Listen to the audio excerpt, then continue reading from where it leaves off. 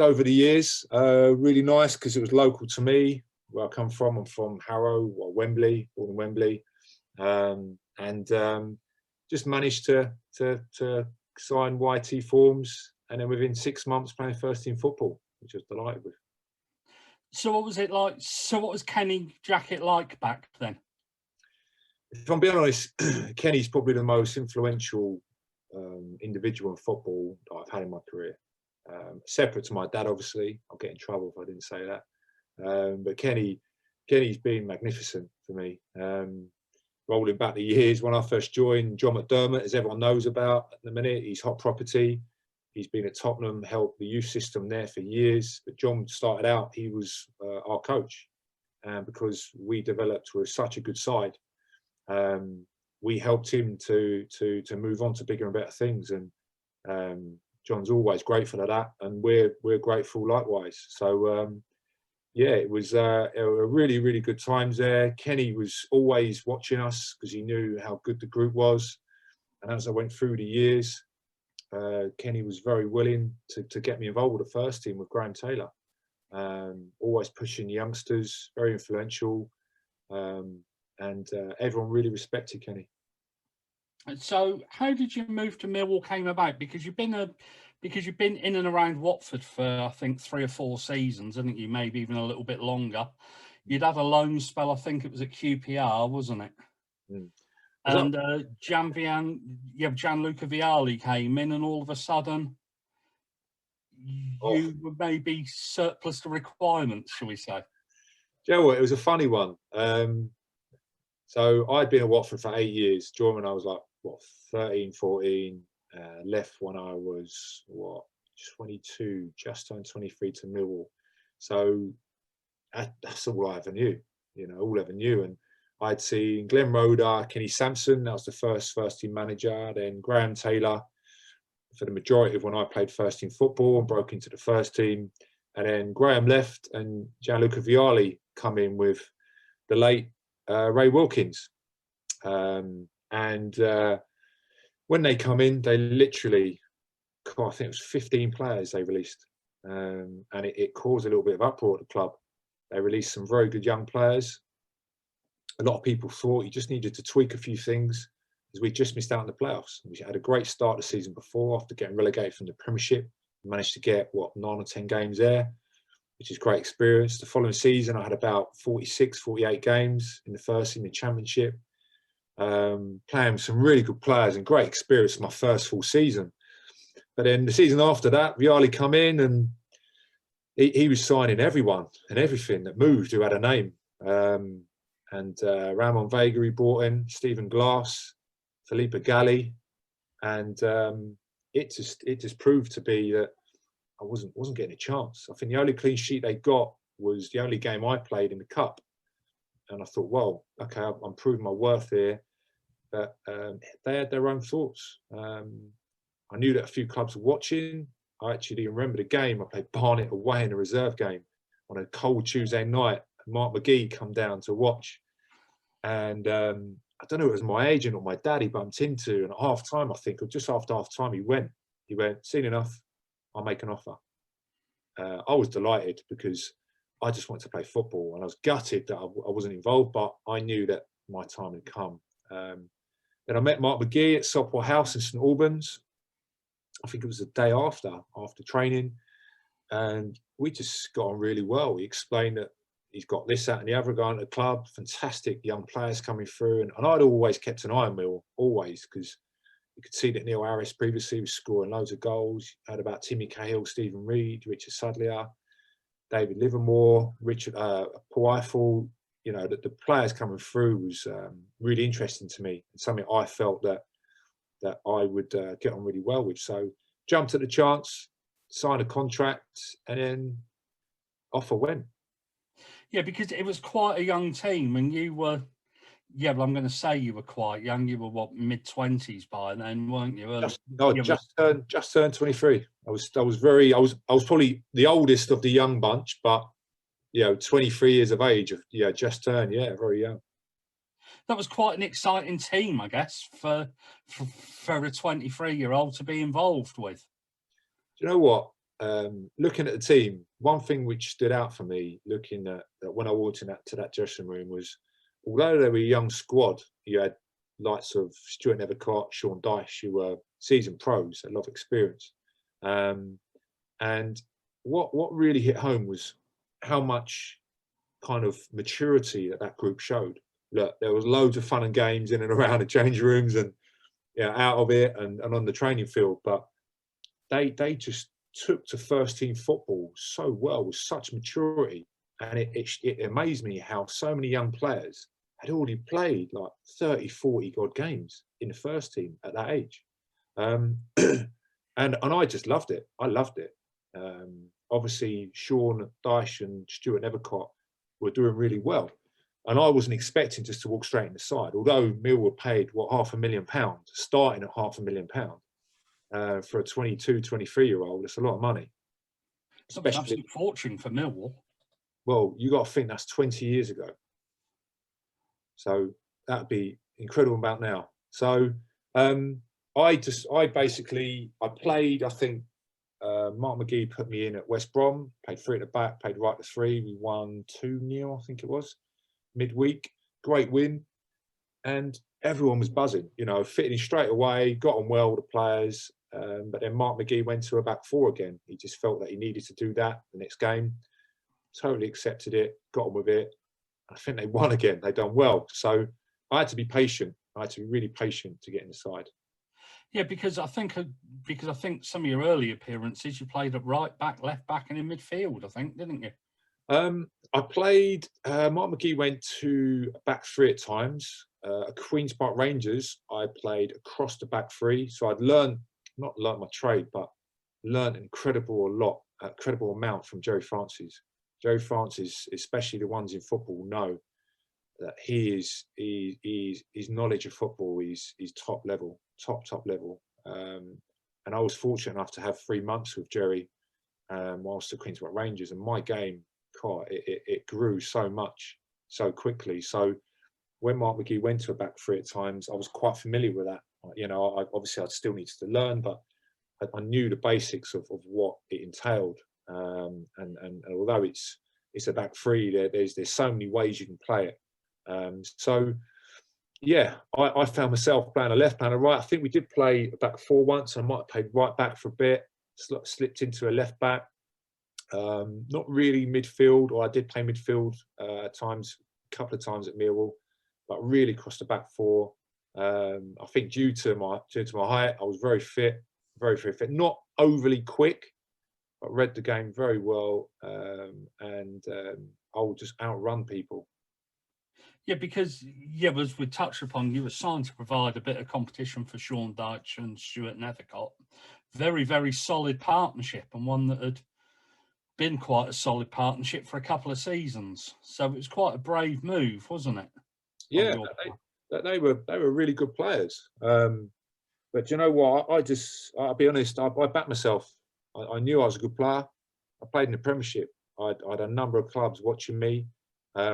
At the time, I knew there was a number of clubs at a high position in the Mill, and certainly teams who, contract-wise, it wasn't a money thing where I'm going and they're offering the best money.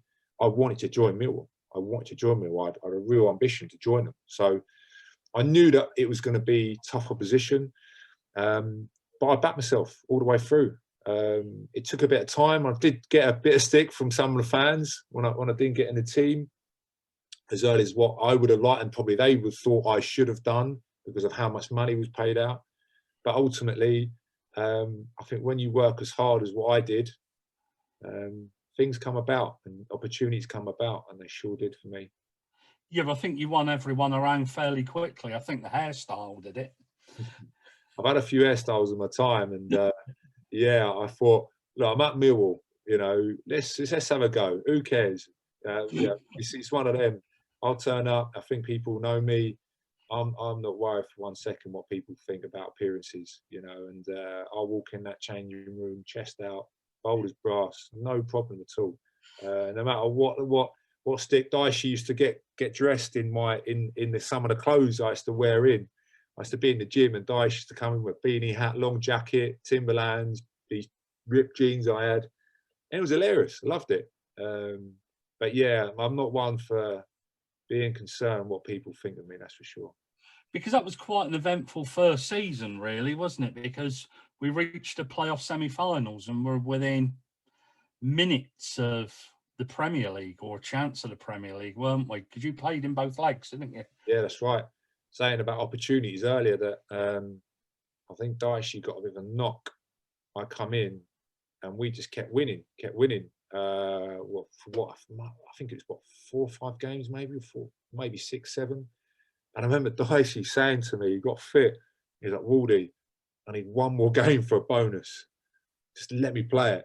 And I'm like, I can't, Dyche. I've had to wait for however many games here. This is my opportunity. I'd love to, but I can't. And then I remember when we played Birmingham away, and what was it? They went 1-0 up. Couldn't hear a thing. The noise around that ground was literally piercing. And I remember Dion Dublin scoring the equaliser, and we just went crazy. Again, the noise from the Mill fans was incredible, to bring them back to the den and doing so well. And then what is it? A minute or 2 minutes and 3 minutes added time, and yeah, it was just a shock to everyone. We thought we were going to do it, but that's history. Yeah, because we were all quite confident, I think, in that game that we could. Yeah, that they certainly weren't anything that we didn't think we could beat. Yeah, that's right. During the game, I remember Dion Dublin had a great chance. He missed a bit of a sitter for his level, for his standard, and from then on, you couldn't help but think. I think that was in the second half. I'm sure it was, that he missed a great opportunity, and we knew the winner of that game was going to win it. We knew it. One of my friends at the time, Clint Easton, he was playing for Norwich, and they played him in the final. Obviously, Birmingham won, and he was saying that whoever wins out of you two at the time, they're going to be really difficult to beat, and they were really concerned. So, but yeah, it is what it is, and the journey continued. So Stern John, I think it was, who scored, wasn't it? Yeah, that's right. In that injury time, it's all. What was it like in the dressing room afterwards? You must have been. Yeah, we were distraught. We, again, the squad, I think there was just a no fear factor because of the age. It was just, we're winning this. Everyone was buzzing. And to obviously go out like that was probably an experience that no one had really, other maybe than Stuart Nethercott and the older pros had probably ever experienced. So that was hard, because that was the end of the season as well. It was very difficult, very difficult. We were sitting there gutted, absolutely gutted, especially after the season we've had, the journey we've been on. So, but again, you had to get yourself together and move on to the next season, which we did. I suppose it was quite difficult in a way, because you had to stay locked in the stadium, didn't you, for events that were going on outside? Yeah, I do remember driving out. Yeah, I do. I remember driving out. It's funny, I just got a new car, and I was driving out thinking, oh no, this brand new car might not be brand new anymore once I get out, certainly to the Rotherhithe Tunnel. So I remember you just had to lock the doors. Fans are everywhere. They weren't happy, and we had to wait for a while. I had family in the car. It wasn't a nice situation, but again, you kind of half made sure that they knew that you were a player, and yeah, we got him safe. Yeah, well, a pal of mine, Lawrence Lalio, the former England rugby player, was there that night and said it's the most frightened he's ever been in his life. Yeah, well, I think you can understand the disappointment. And wow, Millwall were seconds away from getting into the final, and then possibly getting to the Premiership. Yeah, I can understand it wasn't easy, but ultimately there's a way to go about it, and yeah, we just had to get on with it. How long did that defeat take everybody to get over? Because there was quite a hangover at the start of the following season, wasn't there? Yeah, it was. It wasn't great, but I think it's one of them where, again, it was a lot of young players. Although that they were fantastic young players, you're still learning the game. You're still learning the game. The late Graham Taylor, I remember when I grew up, I'd signed a contract early. I'd played first year YTS, second year YTS. I think I must have played about 12, 13 first team games. And Gifton and Williams at the time was coming through. And Graham Taylor got us all in the room, all of the guys within our group who were coming through, because he knew how good we were. And I remember him saying that you aren't a first team player, you aren't a true professional until you've played 100 games. You've made 100 appearances. And that really stayed with me when I was young. And I was very conscious of that he's right. He's right. You've got to play games before you really establish yourself as a first team player at whatever level you're at, because there's so much to learn. And even when you retire, I retired last season from football, and there's still things you're learning even then and even now. You never stop learning, and the day you think you do, that's when things go wrong. Because I think the start of the following season, we got beat on the opening day of the season 6-0 at home by Rotherham. Yeah. Darren Byfield, I think, ran riot, didn't he? Absolutely ran riot. Was that a hangover? It could have been. It could have been. From memory, I remember looking at the stats. I think they had 7 or 8 shots on our goal, scored 6. And I'm pretty sure we had more than what they did and didn't score a goal. Now, you could have called it one of them days. That sure wasn't going to happen when we played them away. Again, was it due to the playoffs? It might have been first game after that. But again, it's a lesson. It's a lesson you've got to learn from, and we did. The group did. It wasn't a great season that season, but I tell you what, after getting so close, you've seen it when teams get in the playoffs, get so close, and in the season after they struggle because psychologically as well, it's such a long season.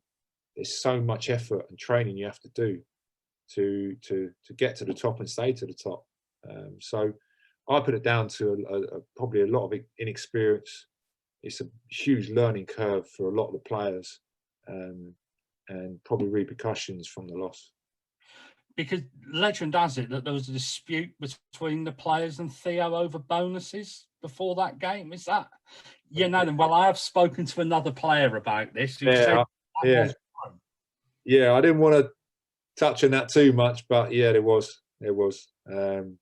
We were looking at the bonus sheet, and to be honest, Theo wasn't the first chairman to ever pull that one. I'd seen it previously, but the day before the game, we were saying, look, the bonuses, what's going on? And he said, look, take it or leave it. And the bonuses weren't signed the day before the game. Literally, I think it was later on in that day or in the morning of the game. And it did cause a lot of, certainly unsettled the squad.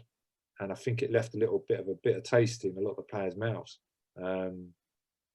That probably was a contribution as well, if I'm being honest. Yeah, but cheers for, just for clarifying that, because like you said, it was a season to forget. But nothing great happened. But then the following season, which was 2003, 2004, probably has to go down as probably one of the most memorable in the history of Millwall Football Club, really, doesn't it? Yeah. I remember the start of that season. I was huge on reflection in me as a person. I reflect on what I do. I try to learn from my mistakes. I'm not perfect, make mistakes all the time. I wasn't happy with my season, my first full season at Millwall. I got better as the season went on. I improved. The last 10 games, I remember, I was doing well, but still not to level I knew I could get to. I knew I had so much more. And that summer, leading into it, I made a promise to myself. I'm going to really knuckle down, because I was probably still in a bit of a young like going out, probably didn't commit as much as I should have done. And I knew I had so much more to offer. And I wanted to get back into the Premiership. I was determined. One of my targets, I always set myself targets. One of my targets was to be player of the season. The other one was to keep a certain amount of clean sheets and to hit a certain amount of appearances. All of those got ticked. And I remember pre-season, when Mark McGhee were having pre-season, I just remember sitting there thinking, I'm going to be the best. I'm going to work so hard. No one's going to outwork me here. I'm going to run till I pass out. And I remember the work put in was incredible. But then obviously, so it wasn't a great start, but it wasn't the worst start in the world. But performance-wise, for myself, I was in a much better place, much happier with my performances. And I could feel that I'd started to build momentum. And then I think Mark left in the November, didn't he? November, December. At that time, yeah. What kind of time was that at the club or in the dressing room at the time? Because performances they weren't great, but they weren't absolutely disastrous, were they? I think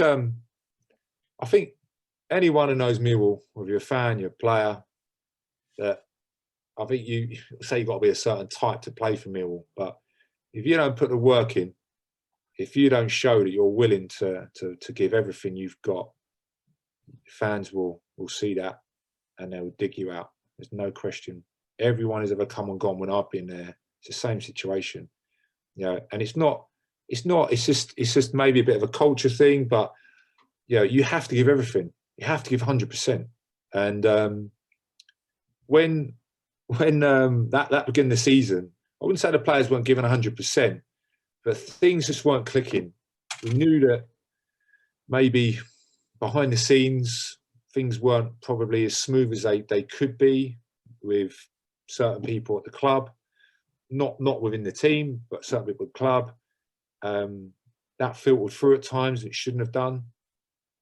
Mark McGhee brought a new assistant in, and things just weren't clicking. And I think we just felt that in general. Wisey got asked to stay at home for a bit. Mark probably felt that the inevitable was about to come to light. I remember speaking to Wisey about it when we were in briefly at his time there. And then Mark went. And it just, everything from that day just fell into place. It just felt like everything slotted into place. It was quite funny that Dennis brought Ray in straight away. And I remember the first day that I drove in, because when I left Watford at the time, Ray was assistant with Viali. And I'll be honest, and people who were there with me at the time with Ray, that we didn't get on great at the beginning. Didn't get on great. And throughout the time there was always a bit of friction. It was a bit of a love-hate relationship, like I had with a player there, Kevin Muscat. Love-hate relationship. Muzzy would try to dominate and push and shove everyone in sight. But you wouldn't be doing it to me. So, and I just wouldn't have it. And there was a few times where on the pitch, loved each other. Off the pitch, keep your ground. Keep your ground. I'll keep my ground, you keep yours. But don't try to dominate me. And it was made clear. With Ray, first day I drove into the car park, he was hanging out the window of the offices, and he shouted out when I could see him, and I just kept driving, parked up, walked in, and he shouted out, "Waldy, want to see you." So I'm like, oh, here we go. What's he going to do? You can't drop me. I'm playing really well. I went into the office. He said, "Look, whatever happened at Watford, done." He said, "New chapter. I'll get on with it if you get on with it." I said, "Yeah, of course." Like I did at Watford, I got my head down, and like I'm doing here, I'm getting my head down and working hard. And then things just kind of clicked. We just went on an amazing run. League form was affected at times, but the players we had still, we knew that that we had a chance to progress, and how things kind of fell into place. We didn't play a Premiership side to the final. That's quite incredible. Yeah, I think it was Archie Knox that. Archie, Archie Knox. And but they couldn't have been much more different characters, really, could they? Archie Knox, I think, didn't McGhee describe him as the hard man of Scottish football? It was, and don't get me wrong, Archie, lovely guy, really good coach. But it just didn't work. It just didn't seem to click. Things weren't happening. And whether it was, Archie was very organised. I remember his session planning, his delivery of sessions was very detailed, to the clock, bang, bang, bang, bang, bang. But on reflection, looking at it, I don't know if that was the Millwall way then. The lads, they come in, they were relaxed, they liked doing their own bits, they were given a lot of autonomy, a lot of responsibility, mature in their own ways. And then to have that, on reflection, I don't know if that was right for the group, because when Dennis come in, he went back to that. We were at every month. We went boxing and had minute rounds pairing up. We done all these things which we'd never do now. Imagine a club taking your team, your first team, to a gym, a professional gym, and having minute rounds. Had minute rounds with world champions, and this is the way which we kind of lived our life with whilst being at Millwall. So who did you fight? I went in the ring with one of the coaches. I'm from a bit of a boxing family. Not that I've done a lot of it. I've done a bit, but I was kind of probably more prepared than most, and I've done a lot of training previously. Again, I'd never talk about these things, but there's no problem now talking about it. So I went in with one of their coaches, and he was probably, I was 25 at the time, and he was probably about 40, which to me seemed old at the time. So I'm kind of dancing around a little bit, playing around, and he popped me straight on the nose. And it kind of, I stood back and I thought, you cheeky. So literally, I got stuck into him. And it ended, no harm. But then after that, Wisey went, right. Like we had world champions, there's 2 world champions in there, and a coach, and we all went through them. Like you had to have one. I didn't fight a world champion, but then after that, he said, right, you're back in, pair up. So I went, are you joking me? And I think this was on a Monday morning. I'll be honest, I was out the weekend. I wasn't feeling overly alive, knowing that we wouldn't do a lot. And he put me with Paul Eiffel. So I went, ice, right, chill out. Let's get through this minute. No one needs to get hurt. Bell's gone. Ife's come tearing into me. I've ducked, right? I've gone, Ife, chill out. He's come again. So I had to leave something on him. I've caught him, knocked his gum shield out. And when he was going to pick his gum shield, I've caught him again. And everyone was in tears. And I was laughing my head off. And I started running around the ring. Wisey, Tony Warner, Timmy, all of them were just in tears because he was trying to get me. But I warned him. I said, look, be careful. And then, you had quite a few who were going for it after that. It was quite a funny day. Yeah, because they were quite a spunky squad. You were led by Dennis Wise himself, who wasn't exactly backwards in coming forwards. I think that Timmy Cahill had done some boxing as well, hadn't he? That's it. Timmy went in with Dennis. And they were going for each other. There was no love lost there. But I think the funniest one was Robbie Ryan with Kevin Braniff. Kevin Braniff had boxed before, and they had to stop it because he was going to knock Robbie out. Robbie was on the ropes like that. He was gone, and they had to step in. And we would just laugh. We thought it was hilarious at the time. Like I say, you'd never get that now. It's obviously, but that was just how we just done our stuff and got on with it. And that was one of many things we did. Yeah, well, it builds it, doesn't it? Yeah, well, it builds the team bond because you're there, Really. you're all taking the mickey out of each other after you've tried to bash 10 bells out of your mate. And Yeah. yeah, it's just that footballer mentality, isn't it? That that you just that you work hard and you play hard, I guess, don't you? And do you know what? That's what Dennis said. Dennis was great at that. Yeah, that's his first job as a manager, and for us, he took it really well. We thought he brought Ray in, great move straight away. It was only them two really. You had Ben, what's his name? Ben Stones, I think the fitness guy. And apart from that, you didn't really have. It's only really them two. And we just took to it. Dennis was very organised. He knew what he wanted. And he used to say, look, guys, don't mind you going out. I want you to go out. If you don't go out and I catch you who doesn't go out, you're in trouble. And there was an incident. I don't know if you've heard about this one, where we went to Canada and we were flying from Heathrow. This is post FA Cup. So we flew out to Canada from Heathrow. And Dennis said, right, everyone to the airport. Got an early flight in the airport. All right. And we're flying nice. Flight was like 4 or 5 in the morning.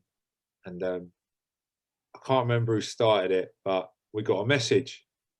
Reception in 10 minutes. So all the lads got reception and we went out. And thought, look, we're flying. We'll just fall asleep on the plane. All good. So this is everyone, barring one player. And we've gone out to Canada. Literally, everyone was kind of gone, you know. Got out there, off the plane, straight to the hotel, changed to our training site to run. So we've got out there. Now, at that time, I was a good runner, very good runner. And I would always lead the pack. I would be, you know, I used to wind Wisey up because he wasn't as quick as what he used to be. And I used to really wind him up. So I thought you were quick, and always run away from him. And we done this run. I think it was an 1,800 meter run. And we were running it, and our times were horrific. They were so bad. And he was standing in the middle with Ray, like with his hand on his chin, looking at us, thinking, what's going on? He said, right. He kind of went to one of the young lads. It might have been Curtis Weston, I think, or Marvin Elliott. He went, right, were you out last night? And they just crumbled. And he found out that we went out. So he got us all together and he went, right, I told you don't go out. And we were standing there thinking, oh no, we're in massive trouble here. He went, everyone who went out, stand to my right. So we've looked at each other and we've all kind of edged over to the right. And there was one player who didn't. And we thought, we're in massive trouble. And instead of having a go at us, he's gone to the single player. He's gone, why weren't you out? How dare you not go out with the team? I'm not having that. And he started going ballistic to this player. And we're kind of... Who was it? Come on. I can't say. It's not fair. And he was a young lad. So we were kind of, in the end, he went, right, I'll take that. I'll let you off of it. But if you do that again, serious trouble, guys. And that was that. We just got on with it. Had a good tour. Apart from Matty Lawrence getting sent off in the second game, or the third game, and I had to play a full 90 again. It was a really good tour. We got on well. We worked hard. We played hard. I think everything was paid for by the guys who come over. Really, really good experience. Yeah, and they just made it really, really special for us. So we go back to that FA Cup run, as you say. We disposed of Walsall, I think, in our first game, didn't we? 2-1. Yeah, well, it then wasn't a particularly spectacular game, I tend to remember. Yeah. Then we had Telford away. Yeah. Didn't we? And that was postponed, 2 or 3 times, wasn't it? Postponed twice, was it? And then we played the third game, I think it was. Yeah, and we won 2-0. That was a potential banana skin, that one, wasn't it? Because they were quite confident. Yeah. I remember playing there. I remember Wise's goal. The pitch was horrific. And the kind of game plan was right. just do things properly. That's all I remember him talking about it. Don't try anything different here. Just do things properly. Our defence is as solid as they come. Probably one of the most clean sheets in that season, I think, that the club's had in the history. He said, just do things properly. Don't do anything out of the ordinary. Just do the basics well, and we'll come through this. And that's what it was. It was just a professional job done. Nice, clean cut. Come away with a clean sheet and 2 goals to send us through to the next round. And then I think we had Burnley at home, which I think they were in the first division. They were probably the highest ranked team that we actually played, weren't they, in that run, apart from in the semi-final, and we won that 1-0. What do you remember about that game? I remember, it being a tough game again. I think, again, FA Cup, having, played in many FA Cup games over the years, that you just can't guarantee anything. And everyone sees it as an opportunity to showcase, to move on. There's opportunities. And although that we didn't have top opposition up until, Sunderland were a good side in the semis, but in terms of top level in the final, that they were still tough games. We weren't free flowing. We weren't a free flowing in terms of scoring team. We were very good defensively, very good. I remember teams were barely getting shots on our goal at times. And it was 0-0s, 1-0s, a lot of 1-0s, sometimes 2-0s, occasional 2-1s. I remember that season that the clean sheets were through the roof. And that's what we worked so hard on, to get to that level, and certainly to get to that stage of the final. I think we conceded 1 goal, or 2, one or 2 goals until the final. 2 goals, wasn't it? Because we conceded 1 to Walsall and 1 to Tranmere. So there you go, 2 goals. That is very, very good for a team that we were. So we just worked relentlessly. I remember every Thursday we used to do defensive shape, and we used to get overloaded, back 4, the front 2, the midfield 2 in front of us. And Wisey used to absolutely hammer us, because he knew that was our strength. If we got that, let Timmy do his bit, let Dan Dyche do his bit. Neil Harris, he was there at time. Neil played a lot. He contributed with some really good goals. But it was a real defensive season, I'd say, to get us to where we got to. Then the quarter-final was Tranmere at home on a Sunday. Gary Lineker, I can remember him walking through the family stand. Yeah. And I had 1 or 2 things to say to him, and he acknowledged the big guy that said, if I don't talk up Millwall, you're in trouble. You won't get out of here. Sorry about that, Gary. And that was a frustrating game, that was, wasn't it? Because I think we missed a penalty, didn't we? And great save, though. And that's what we looked at it. Muzzy was really good at penalties, really good. And I don't think it wasn't the greatest penalty in the world, but we still couldn't believe it. He saved it. If you watch it, it was something else. But you know what? It was what it was. We got behind Muzzy, who missed, who was a good save, and we got on with it. Went up there on a freezing cold night. Remember, this was Baltic, but we got the 2 goals. Second half, we did have to ride the storm. I remember a few shaving the post, very close. But again, defensively solid overall. a couple of pretty good goals as well, wasn't there, from Timmy Cahill and Neil Harris? Yeah, Chopper's goal was incredible. I remember he scored and we were sprinting and jumped on him. I think I was the first one to jump on him somehow. Just a relief to get that goal was fantastic, because what was kind of during that season, we knew that we had to be on our top form to get results, and again to get these clean sheets, because we knew that we weren't scoring loads. So when we did score, I was just always so excited, because that helps us. That relieves the pressure on us as well.